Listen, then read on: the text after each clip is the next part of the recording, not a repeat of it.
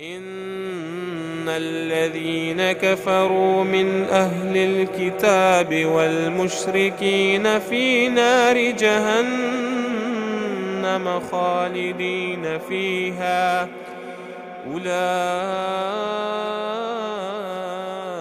هم شر البرية. لم يكن الذين كفروا من أهل الكتاب والمشركين منفكين حتى تأتيهم البينة.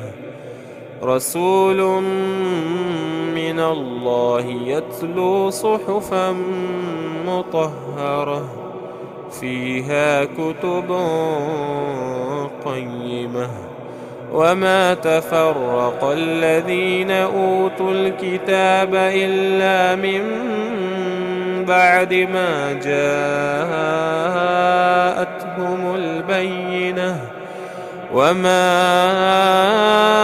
أمروا إلا ليعبدوا الله مخلصين له الدين حنفاء ويقيموا الصلاة ويؤتوا الزكاة وذلك دين القيمة.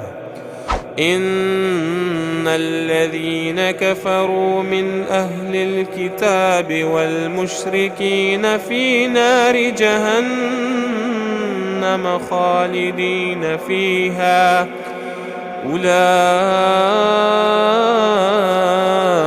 هم شر البرية. إن الذين آمنوا وعملوا الصالحات أولئك هم خير البرية.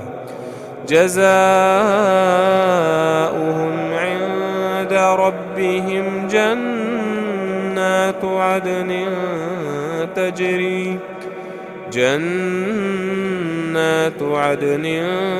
تجري من تحتها الأنهار خالدين فيها أبدا.